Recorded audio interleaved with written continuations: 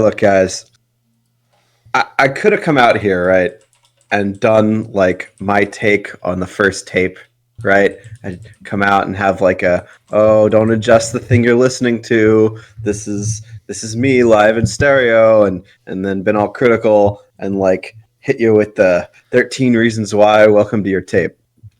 But I'm not going to do that because I actually think this is a pretty serious topic we're going to be talking about today. We're delving into depths that we have not gotten to yet. And just up front, little disclaimer, just want to make sure if it's not already obvious, neither James nor I are mental health professionals. Yes. But we will be bringing in some arguments that we have found from looking into the criticisms of mental health professionals of this show. And honestly, I think we probably did a little bit more research into it than the people who made the show did. Or at least we took it a little more seriously. We're talking about 13 Reasons Why, by the way. It's going to be a hard one to talk about. I have a lot of thoughts. They're not all universally negative, although most of them are. But yeah, this is an important one for me because this show, when I first saw it years ago, it would have been like 4 years ago now. I just had so many thoughts and I wanted to get them out. And now I finally have a place to do it. I hope it's not completely incoherent, but we're going to do our best. So first off, 13 Reasons Why. 2015, I think. So let me look that up. So 13 Reasons Why. Oh, actually no, 2017. I guess that makes sense. Yeah, because I was still in grad school. Oh wow, okay. 2017. Netflix original series based on a book from 10 years earlier of the same name. Now, believe it or not, I have actually read this book. Really? Yeah, it was years ago. It was when I was a freshman in college. And it was recommended to me by a friend from high school. I think it was like an English class at the end of the year. We all recommended books to each other as part of a project. And I think it was later that year, freshman year, I didn't have a lot to do because I don't know, I took a lot of easy classes. So I would like every week I would ride my bike all the way, and James knows where this is, all the way from my dorm to the public library, not in New Brunswick, in Piscataway. Oh yeah. So I made quite the trek, and it was mostly, honestly, it was just for the fun of the bike ride. But I would go there, and I would that was like the last time in my life when I was like a super avid reader. I mean, I still read from time to time, but back then I would go through books like 2 or 3 a week. And this is one of the ones that I read back then, and I think it affected me a lot then. And I think that I don't really think I had as complete a picture on like mental health back then. So I think I kind of bought the book's logic, and I think a lot of people did. And I think that's a reason why this got turned into a show. And for a while, when the show first came out, there was a little bit of a hesitancy to criticize it.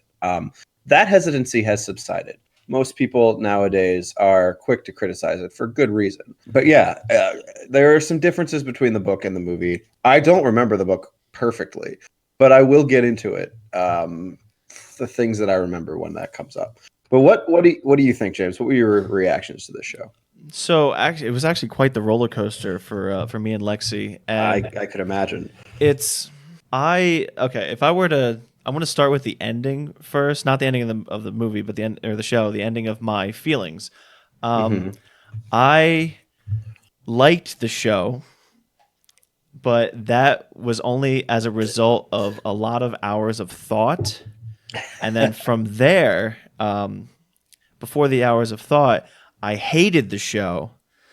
And then as, you know, I'm rewinding farther back, and then we're going to the first part of the show, and I still hated it. So it was this sort of this long burn of 13 episodes of show, just feeling rage the entire time, and utter disdain for the show. And then it fermented a bit in my head. And after long periods of thought, call it delusion, but I think I was able to spin the show in a way where I thought to myself, there's no way they could have made the show like this. So it had to have been something else. There had to have been another reason why the show was made. And then I think I stumbled upon one of the reasons why. And then Is it one of 13? it's one of one, and even that was a stretch. But and I'll talk about it more like later on, like more so in the pitch, because I don't think they got that right. But I'm gonna probably go out on a branch and say, if they did it like this, and if the Miss Gomez comes out and says, "Yeah, totally did it like this," then I'll be like, I'll give her a little bit of an applause, because I think in a way that, because of the current climate we're in, the current political climate, and the current especially with the advent of social media, topics like this are such a touchy subject that, I mean, writing a book about it is one thing, but making a show about it on a popular platform that a lot of people can watch who are really, really sensitive to this stuff, it was a big risk, and I can definitely see why it garnered the reaction that it did. I liked the book a lot when I read it. Okay. That would have had to have been like halfway between when it was written and when this movie, or when the show came out. The book, I think, is very of its time, and I think the show follows along with that. I don't want to like make these broad generalizations like we didn't understand mental health in 2007. Clearly, that's not the case. Clearly, there were like experts that understood it, but I don't think the popular culture had as honestly. I think popular culture in general over the last few years has gotten a much more nuanced and complicated take on issues, just as a result of like everyone being online, everyone being a lot more woke nowadays. Um, I remember there was a long period of time when I would watch TV shows and movies and feel like I was like screaming into an abyss, like, how do you not see this? But I think I bought this one hook, line, and sinker when I read it. And so when I first actually watched the show, I was mostly like nostalgic. I'm like, here's this book that I really liked, and it's being adapted. Um, and I found things that really bugged me while I was watching. And I was thinking, man, was that in the book? That really bugged me. Why was that in the book? And then I got to the end and I thought, it was okay. But then I really thought about it, thought of the implications of it, and what this show does for society. And I think it's actually awful. Just awful. We will get into that in depth, but I want to do a little bit of a plot rundown. Try to keep this as neutral as possible. So the show follows it actually follows a young man. He's the narrator of the book, Clay Jensen, who is trying to figure out what happened to his friend Hannah. She has just committed suicide pretty shortly before the beginning of the show. And she leaves behind these tapes for people in her life that she thinks are somewhat responsible. And she records 13 of them. Each has a reason. Each person is a reason. And just from a meta perspective, each tape is an episode. And she gives them, well, she doesn't, before she commits suicide, she gives them to someone she trusts. He doesn't know what's going on at the time, but afterwards he opens them up, he reads, and passes them along from one person to the next to make sure that everyone listens to them. And then done listening to it, you pass it on to the next person and the next person and the next person.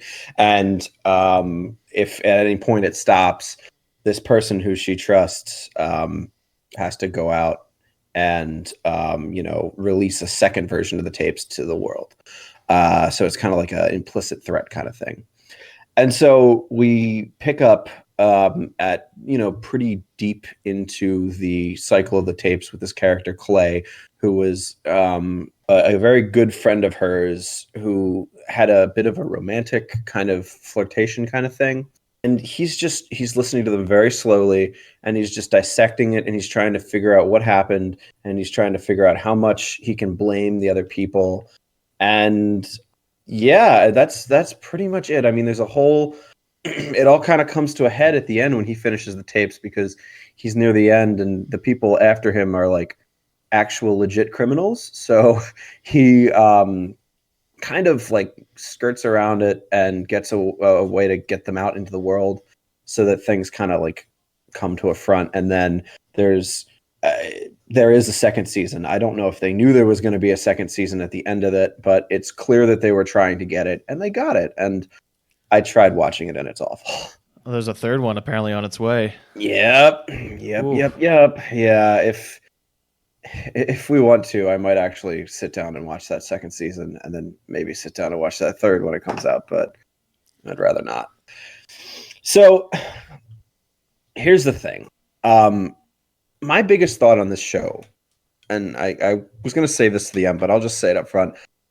I think it is pretty effective at being just like teen trash, like a trashy teen, like the kind of thing that you would find on like Freeform, or um, and in that respect, it's a pretty good instance of that.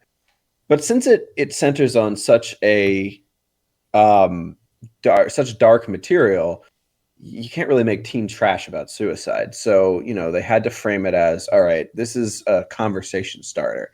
And they almost like they present it as this like PSA where there's like a beginning where they explain what's going to happen and say like we need to start a conversation on this. And that comes with a lot of problems. Because once you open that door, you're pretty much saying that you are, the definitive, or not the definitive, but like you have a take on this subject that is nuanced, that holds up to psychology, that holds up to like what people in the mental health field believe. And that's just not the case with this show. They are actually very irresponsible with the way that they portray suicide. And there's a lot of criticism that say that there is a potential that other people could copy this, and there are potential that other people actually have so far. Now, this actually brings up a really fascinating question, and I'm going to try to formulate it the best as I can because there's a lot of things that sort of work in with it. Is if you're developing a story and the story has something that is really sensitive to the audience, i.e., suicide, substance abuse, rape, and you have to portray it in a specific way that allows your story to be told. Uh, are you responsible as a storyteller to form that sensitive topic in a way that also teaches the negativity and the truth behind such an object or such a concept? So my only example, just in case I might not have explained it correctly, is let's say you have a character that is very vindictive or very spiteful, and as a result commits suicide because of that. Now that doesn't paint suicide in a very it's not it's I would, for lack of a better term, it'd be very triggering to a lot of people, and but because it's formed in a specific way in the story, that's sort of how it has to be done. Are you responsible as a storyteller to receive that criticism, even though you're using suicide as a storytelling device rather as what they do with 13 Reasons Why, more of like a conversation starter? Right, and that's the thing. I think that we would be having a very different conversation if this was like maybe a standalone movie that didn't really play itself as this important dive into real teenage issues. If it was just a work of art, which this is in a way. I mean, all television and movies are. But if they were trying to present it as just art for art's sake, we would be having a very different conversation. You could still criticize them. I think I would. But the fact that they're not even, that's not even on their mind. They're trying to say from the get-go, from day one, no, this is a conversation starter. Well, you've already sold yourself short right there, because like Okay. now I don't even have to have the debate about like, ooh, does the artist have the a responsibility? Because you're not even considering that responsibility. Your whole point of making this is to try to portray teen suicide in a way that is realistic, which they don't, and get people. I don't want to keep saying start a conversation, but that they literally say it at the beginning. We're going to start a conversation Yeah. in there. There's literally, by the way, I'm just crazy to pick one part in the show. I forget where it is. Catherine Langford slips up and her Australian accent comes out. I just like pointing that out when it comes up. So maybe we can get into the characters so we can get into a little bit more detail. I think that what you can do, the way that you can criticize it is you look at how the characters function, especially the kids who are like the reasons on the tapes. And on one hand, they're portrayed as these very stereotypical, like, cliches, high school cliches. You got your jocks, you got your smart kids. Definitely a little bit more overlap than what you normally see, as far as like, there are some nerds who get along well with the jocks because they're both like popular, and that's kind of like a realistic thing. But there isn't a lot of like lead through. There's in real life you'd have like jocks who are also in the marching band, and like people who do yearbook and then also do student council and all that kind of stuff.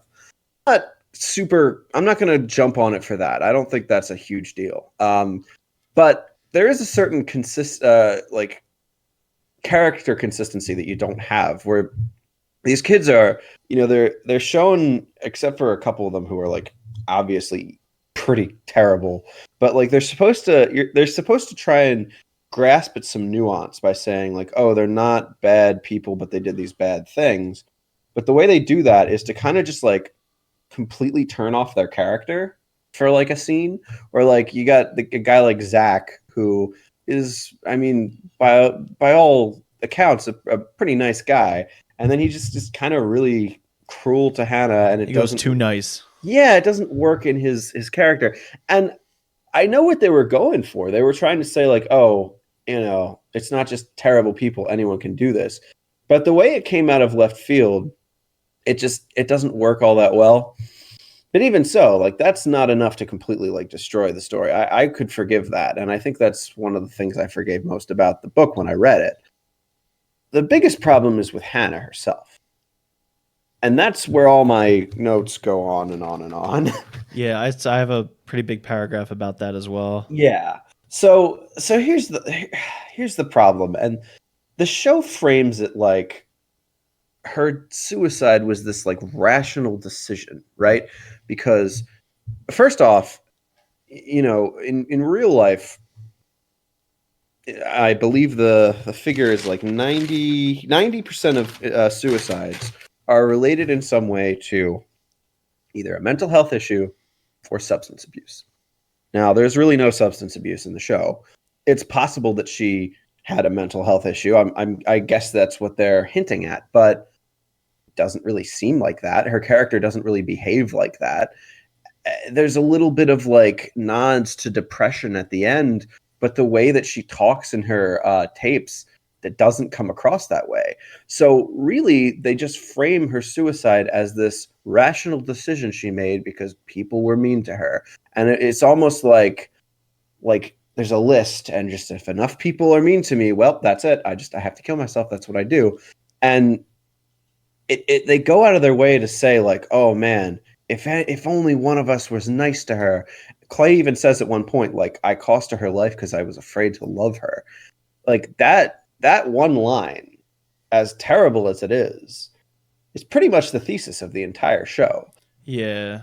And that is how this breaks down. it's framed as this rational decision that she made because, well, everybody turned their back on her.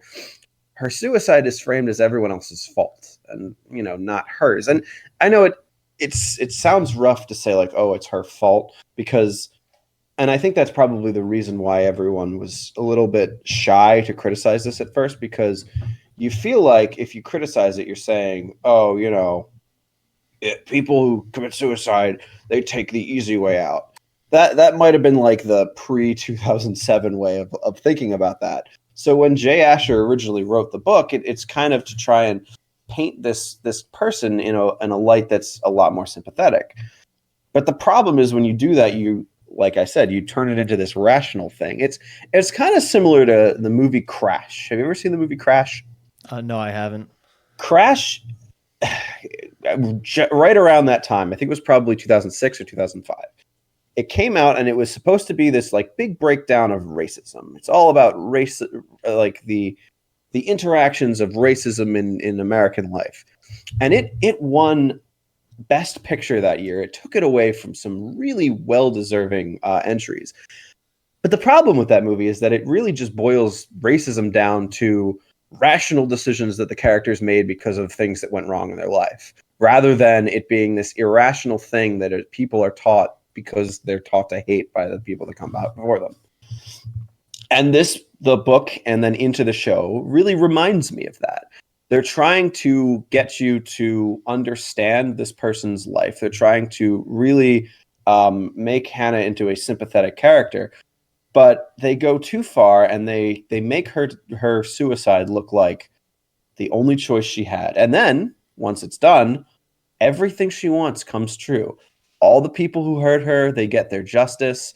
And through the tapes and through the flashbacks of other characters, it almost looks like she's living on to see the end of all of this resolve, which of course is obviously not true, but it could be the kind of thing that could tip someone who might be having suicidal thoughts over that scale. Hey, kind of worked for her. Yeah, well, I feel like it also it almost invalidates us. Invalidates it as well. Wow, words.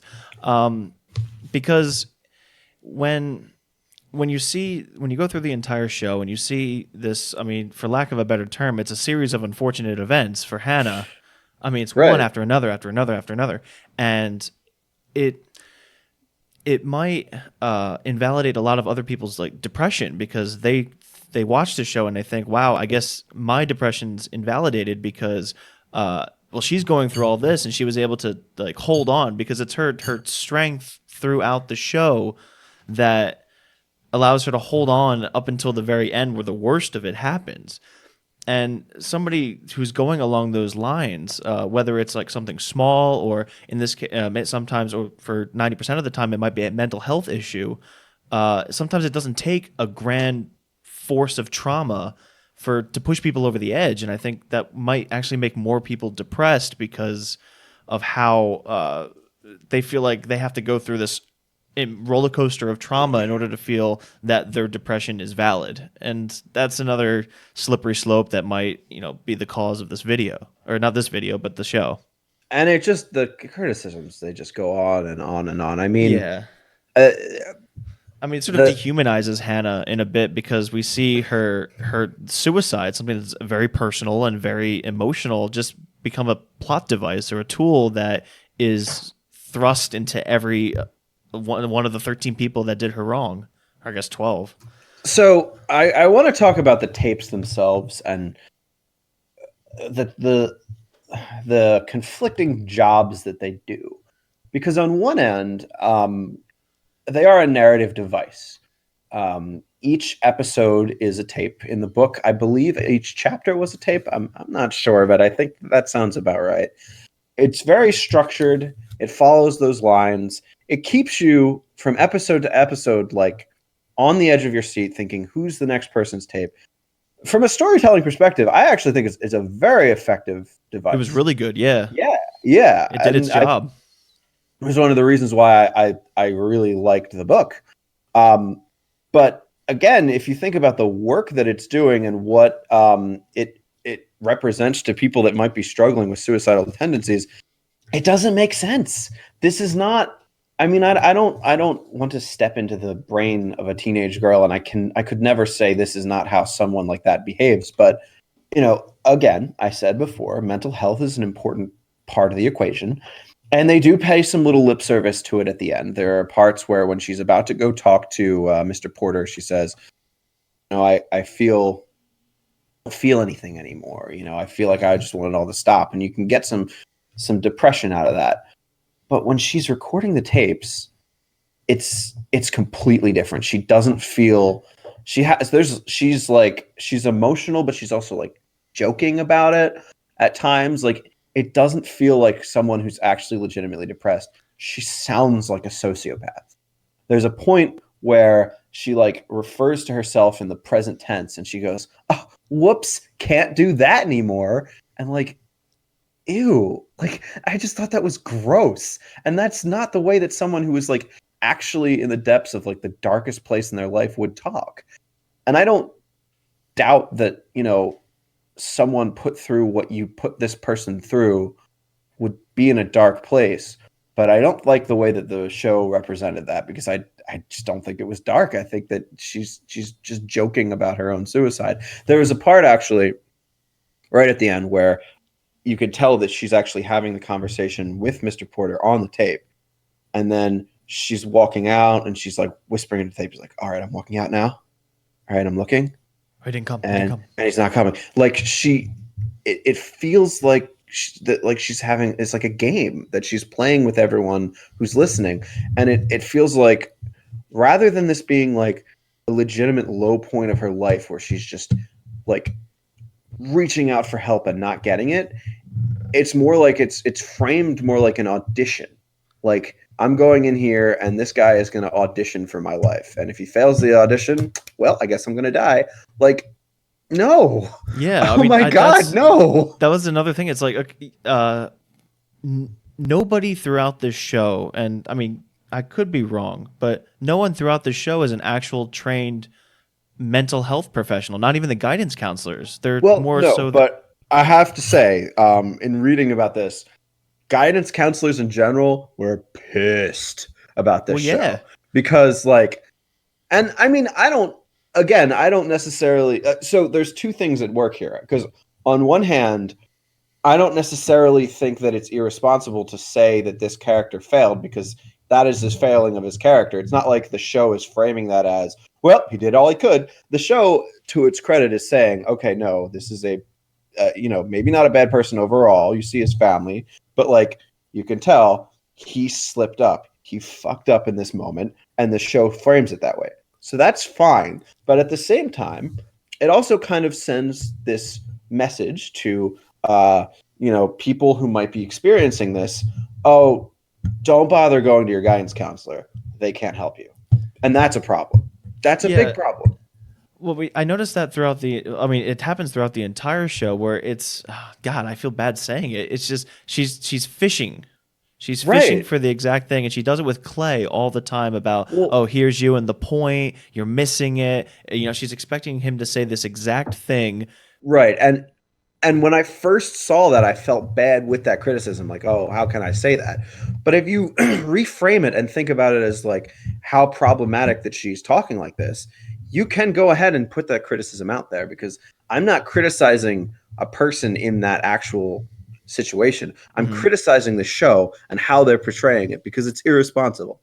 Yeah, it's, I mean, along the lines of the whole thing, I mean, I got to ask the question is like, did they actually think that they were making something that took this concept seriously? Or, I mean, to me, it sounds like to me, it sounds like there's something else going on as far as, how they're structuring the plot. And Right. there's certain bits of it. I'm gonna just say one. Uh, in the very beginning, when the school finds out that she kills herself, and they put the mural in front of her locker or on her locker, and then two girls come up and they take selfies with it. And I looked at that and I was like, is the show making fun of societal responses towards this concept? Because it's kind of like it's kind of like sort of the hypocrisy of taking your picture in front of a homeless man, giving him money, and it's like, look how sympathetic we are. Another scene was when they have the giant mural, or not the giant mural, with the roses and the flowers, and her mom comes to see it, and everyone's like, yes, we were all her friends, and then she's like, well, if you were friends, you know that she didn't like roses, and that was a very strong line of dialogue when it came to that. So there was certain subtle hints at that where to me it looked like the show was sort of providing a commentary on our reaction to suicide rather than suicide itself. I'm sure that that plays a role, but I don't think that's the overall. I don't know. I think overall they were trying to put out this thing that kind of helps people feel sympathy towards people at this in this moment, and I think they just missed the mark by a long shot. And I don't know. I mean, maybe you can get conspiratorial about it. I can't really think of how this happened, to be honest with you, because it's it's weird.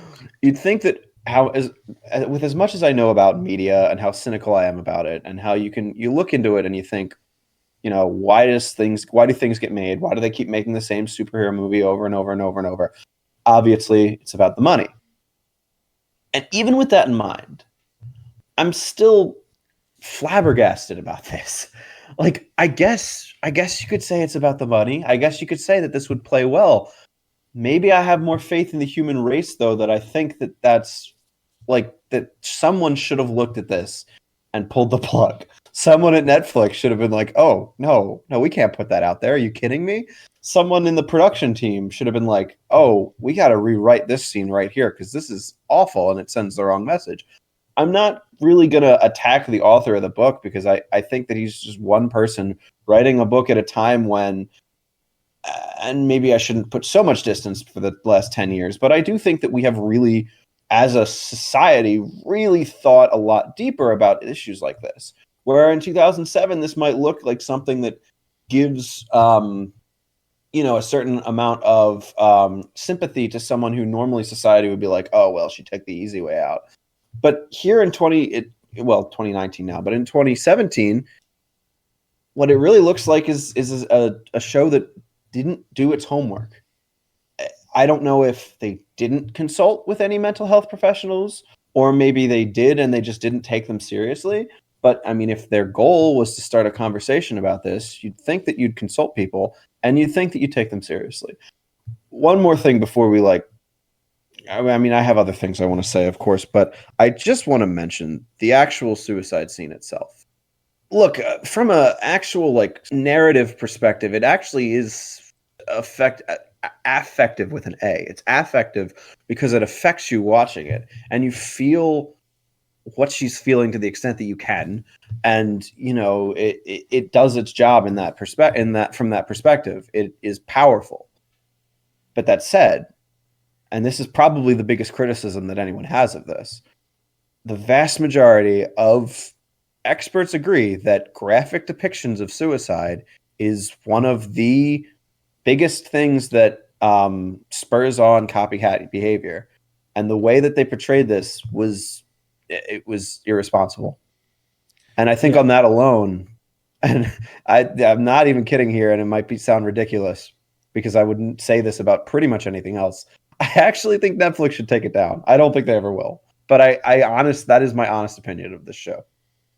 Yeah, it definitely there was definitely sort of a dramatization going on. I mean, it's hard because as a scene, um, it's very powerful for You're those who right. don't have those Absolutely. thoughts, and it really strikes a chord. But you're it's definitely I mean, so it's probably accurate to say that yes, this might spur on copycat behavior, and even though maybe someone like you and me who sit down and view it in a theatrical sense, in a dramatization sense, and say, wow, you feel the isolation, you feel the silence. They don't play any music, and you just see, and it's the summation of everything going on as a scene. It's powerful, but to others, it may seem as something a lot more and a lot more dangerous.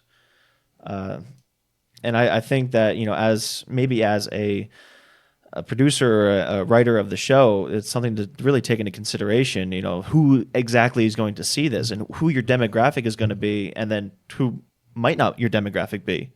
I do have one more thing, and it's that end scene. It's the end scene. It's the last episode, and the four Tony and his boyfriend, Clay and Sky, they it's a bright sunny day, and they're driving. They skip school, I believe, and they're driving, and they're just they're sort of happy. And they say, you know, you want to listen to a tape, and he's like, nah, I'll listen to the radio. And then the most uplifting music plays as it's driving off into the distance, as if they just went through some great um, some great strife, which Clay kind of did, but it's like as if they're leaving Hannah's memory behind, and they're just like, well, got that done, on to the next thing. And I was like, especially with the scene before with her, you know, literally with the final tape, her talking to the guidance counselor, and that is the day in which she does it. And then you have a scene following right after of them happily driving away in a car while some Dave Matthews shit just plays. And it's just like, you don't end a show like that. I remember a girl still killed herself, and we just went through an entire thing with, you know, going through all these tapes, and some, you know, this guy Clay probably has some sort of schizophrenia or some sort of mental disorder before this. You know, he's scarred, and yet they're just driving it off like nothing happened. You know, Yeah. I couldn't understand it. I didn't know why they ended it like that. Well, I think they were trying to like symbolically put the past behind them. And it does come at a weird time because they don't really wrap up a lot. I mean, they leave a lot open because they're like, "Ooh, look at it, we're going to have a second season." There was no second book. The second season is completely original material. I don't remember how the book ends. I think the trial is about to start with the book too, but that's not really the point of the book. The slight differences with the book, I think the biggest one is that it's all from Clay's perspective. So a lot of the stuff with like the other students kind of conspiring to undermine him, it's not really there. And it also is a lot quicker. I think it takes place in one day, and he's riding around on a bus and then like riding around on his bike and looking at everything. I think I could be wrong though, but yeah, he still encounters people out in the world. He still like talks to them, but it's mostly him and it's mostly Hannah. One other thing, because you've seen the second season, I have to ask: is there Well, I saw the first episode of the second season, but go okay. ahead. Well, so how the first season deals with suicide. I noticed in near the end, near the last episode, that Tyler starts to stockpile weapons, and there's a suggestion. I haven't seen the second season, but there's a suggestion that the second season might be about a school shooting. Right. Well, I actually do know how that ends, and I can spoil it here. I don't know. Do we want to spoil it?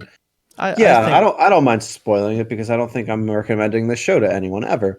Um, spoil away.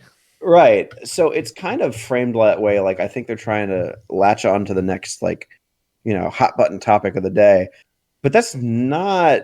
I mean, I don't know. It's kind of like a tease. Like they spend the whole season, and I haven't seen the whole season, but I like watched recaps, and they kind of like build it up with him, like, oh, he might do it, he might do it, and then in the end, he like goes to the school with all his guns, and Clay like confronts him. He's like, hey, don't do this, man. He's like, all right, and that's like it.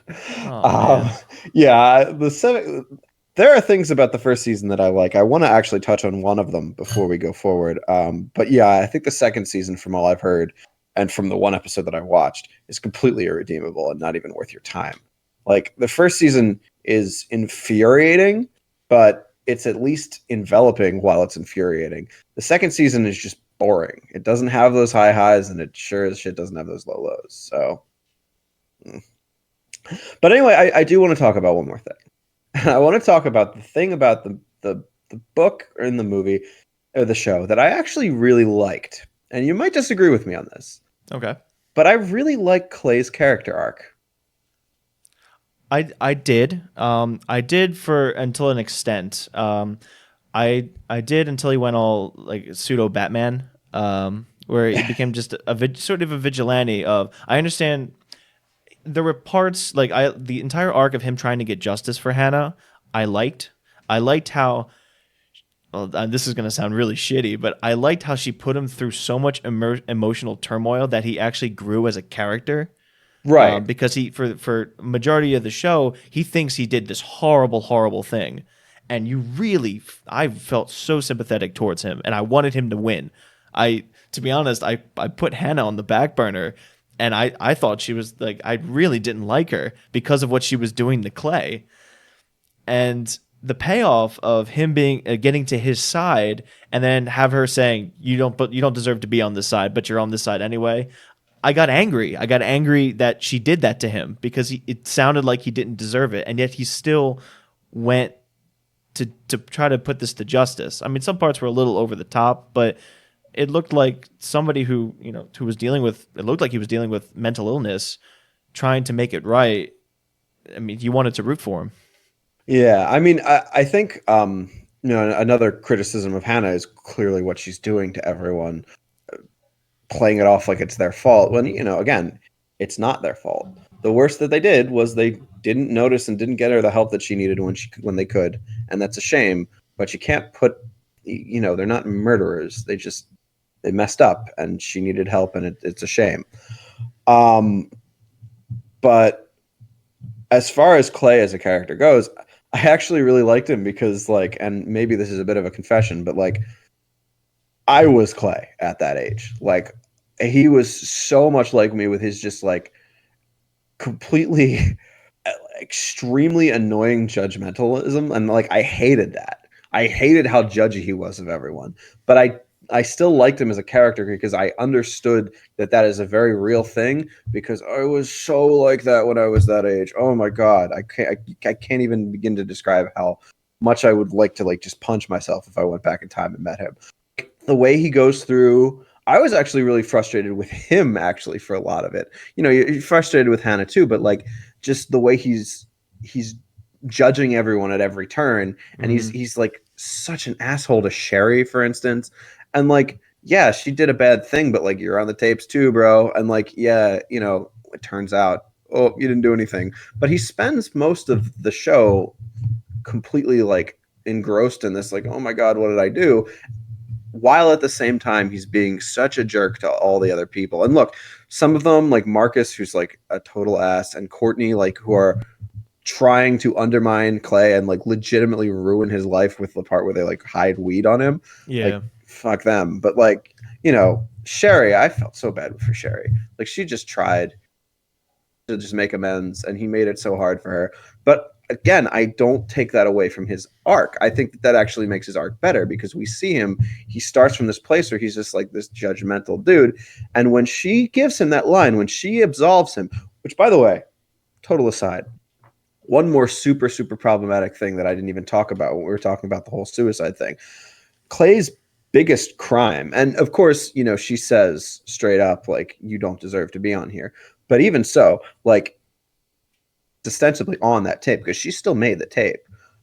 His biggest crime was taking her consent seriously. Yeah. She said, "Get out," and he said, "Are you sure?" And she said, "Yeah, I'm sure." And he said, "Okay." That is a good thing.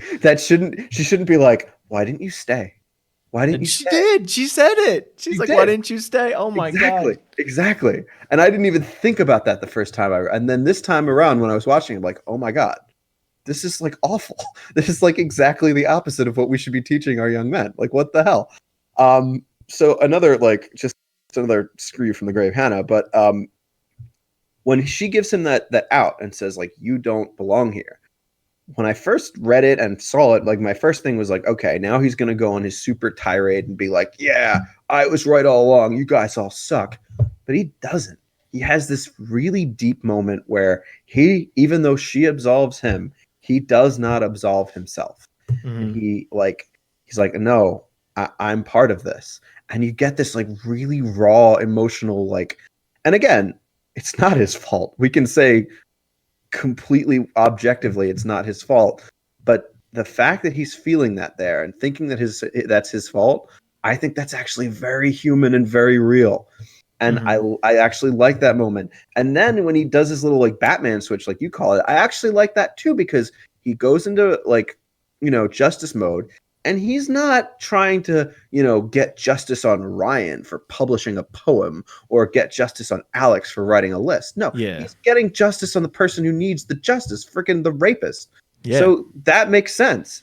I liked Clay a lot, and there are scenes here and there where he has these little like what I should have done moments where he like, he's talking to Hannah with like a certain confidence that he doesn't have. So right away this is not real, but this is going on in his head. And from the perspective of someone who thought that way completely when I was his age, that felt so real to me. And that little part where he's talking to her, and he has his little like, no, I'm not leaving, I'm staying with you until you tell me what's wrong. Even though, again, from a rational Not the most objective, appropriate. not a good thing to do, it felt real. And that's why I'm so completely torn on the show, because objectively it's terrible. It should be taken down. It shouldn't exist. Most of the characters are garbage. They don't act in any way of consistency. Hannah is a sociopath, but Clay is a great character. I Mm-hmm. think he's fantastic. Yeah, I definitely agree. I mean, it was the only one we were rooting for to get out of this as best as he could. And those moments where, like you were saying before, how he was just talking, like he was playing out the situation different in his head with more confidence and stuff like that. That I think everybody goes through that, not with Mm-hmm. a suicidal person, but just in any situation. Like, oh, I should have done this instead of this, and this instead of this. It's like The Secret Life of Walter Mitty, but not ridiculous. And then, well, I mean, okay, one more thing. Yeah. What is your opinion? What is your opinion on Justin and his arc and his sort of? You thought about him one way in the beginning, and then things happened about halfway through, and things happened in the end. Did your opinion of him change? Could we consider that an arc? I don't know. I think I think he is actually one of the better written characters. I think it's basically Clay, Justin, and Jessica are the only ones with any kind of like real depth, who behave the way I think people would behave, have actual real emotional moments where you look at that and you're like, shit, like that's well done.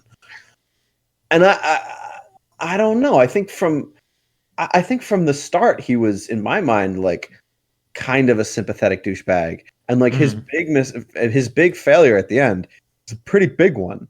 But like, you see the pain that he goes through, and you really see the pain that Jessica goes through.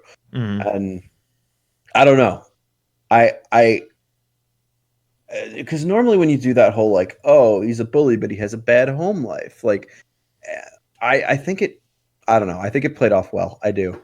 I mean, I hate him, but I don't hate him as a character. Yeah. And he's redeemable, and it sucks. It really does. Well, I mean, we could talk about this for so long. I have so much other stuff, but do you have any pitches or any modifications you would make to the show?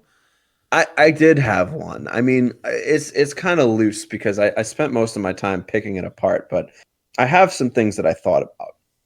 So, I like the tapes as a narrative device, but I think from like the perspective of someone who's actually going to kill themselves, to use those tapes as like this weird revenge fantasy, like I think I disagree with that as a concept, and I just think it's a little strange, and it's basically what led to all these problems. So I thought, how about instead, and this, we might find holes in this because I haven't thought this through completely, but Mm, how about instead Clay makes the tape, but it's not, you don't know from the start that it's him. He uses some sort of like voice like modifier that makes it sound like robotic, like the kind of thing that you'd see in like a interview with someone in the witness protection program. And the story isn't necessarily told from his perspective. And now I'm completely throwing away how much I like Clay and turning him into not a villain per se, but kind of like the person who's getting this misguided revenge because he thinks that it's what Hannah wants rather than it being what Hannah actually wanted. mm-hmm. And I'm framing the story is going to take more from the perspective of Jessica, as someone who I think in my version was a little bit better friends with Hannah at the start, but they definitely had a falling out. So I'll keep with that. the tapes are circulating. They don't know who made them, but whoever this person is, they know a lot about all the shit that happened between, Hannah and all these people. And they get this kind of like feeling that he or whoever it is blaming them, and they're not really sure why. And you can kind of explain away things where it's like, well, Hannah and Clay dated for a little while, so he was the one who explained to him all of the things that they had done wrong to her before she was actually suicidal, but like he's like remembering them all, and he's like, oh, and this reason and that reason and this reason. And he can have like an emotional moment at the end where he and Jessica are like, Jessica's confronting him, and he's like, it has to be all of our faults, not everyone's fault, then it's my fault alone. And Jessica's like, no, like, you're not thinking about this right, like, it's not our fault. That one line where he says, let a girl die because I was afraid to love her. Now, obviously it's a terrible line to frame your entire thesis around. I think it could work fairly well as an antithesis. That's the thing that drives him all these tapes, and then at the end, when he's finally confronted on it, whoever it was, be it Jessica or Mr. Porter, looks at him and says, no, like, that's not the case. I know you think that. It's natural to think that. It's natural to blame yourself, but you don't have to. Yeah, I was thinking something along those lines. I mean, yeah, that could definitely, because I like the idea of having the tapes be, you have that plot device, you have that storytelling device, and have it to be with somebody who's trying to interpret Hannah's feelings rather than her Right. trying to get back at people. And maybe she leaves like a little note and it mentions people, and he extrapolates from that everything that he puts in. Because again, the way that Clay blames himself, while that's not, true, it's not his fault. I don't think that that's a bad thing from a storytelling perspective, because I think that that is a very normal reaction that he just needs to get over. And I don't think the show frames it as something he needs to get over. But I think that it could be very effective if you did that. Okay. I have something sort of, well, I have two things, and I'm only going to touch on the one very, very briefly. Um, what I was talking about in the beginning of the episode was I liked this show because I thought it was a satire. I thought it was a satire. No, okay, I know it's fun. It's Sorry, I wasn't laughing at you. no, no, no. I know. Because I did the same thing when I thought about it, and I did a little chuckle to myself. It's a satire of not suicide itself, but how society views it and looks at it. I feel like a lot of the characters, the reason why they're so one sided is because they represent different aspects of how we as a society react to suicides, and it was because of different hints throughout the show that made me think of it. One of it is the locker scene, the rose scene, and stuff like that, but also just how the way Justin, Alex, and Clay are sort of progressed throughout the story. But on a more serious note, the way I would have written this is sort of similar to how you have it written. You have the tapes, but instead of it being a vindictive tool to get back at people, it's a diary, and each person, or she's taping these tapes as a diary, not to kill herself with, but just because that's how she can put her feelings down so she doesn't hurt. All right, so you know how when someone's feeling emotional, sometimes they would write stuff down in a journal to sort of dump it all there so that they can continue their day. And so she's writing these tapes, or she's speaking into these tapes, like this bad thing happened to her. So to purge herself of it, she records it on a tape. And as the sides go on, she realizes that the tapes are getting worse and worse and worse and worse. And then finally, after she records the 13th tape, she realizes she looks at all the tapes that she's made, and she's like, wow, my life. And after looking at that, she comes to the conclusion that her life isn't worth living anymore. And so instead of recording all the tapes at once, it's over a long period of time. Whenever something bad happened to her, she records a side of a tape. And after looking all of that, then that's when she decides to make the decision after recording the 13th tape. And the tapes now act as a suicide note And now you don't see the suicide because it'll fade away, and the show ends with her doing it.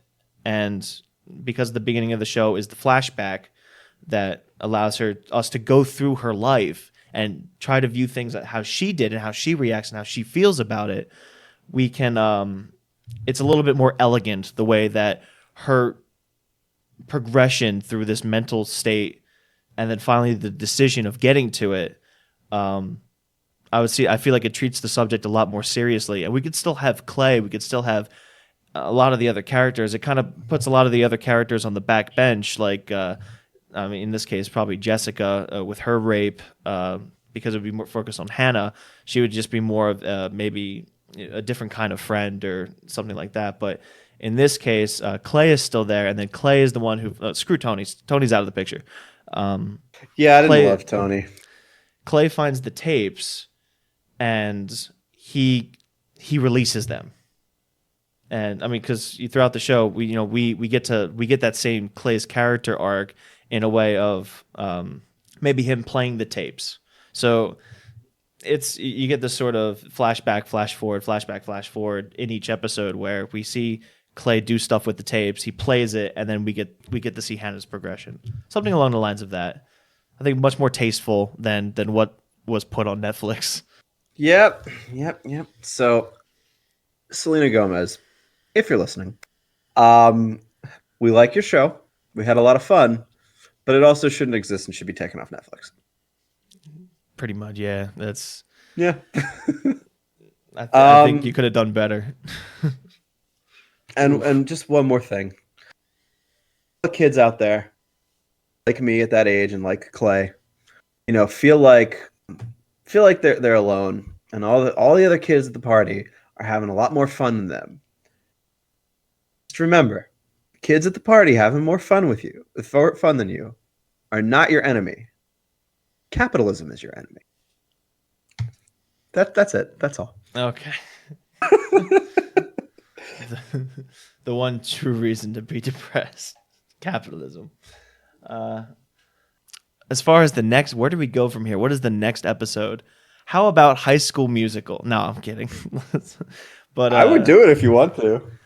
I mean, yeah, it's been a while since we had a musical, and it is high school. We're bouncing off that. So I don't know. Whatever it is, we have to decide fast because you are cutting out, my friend.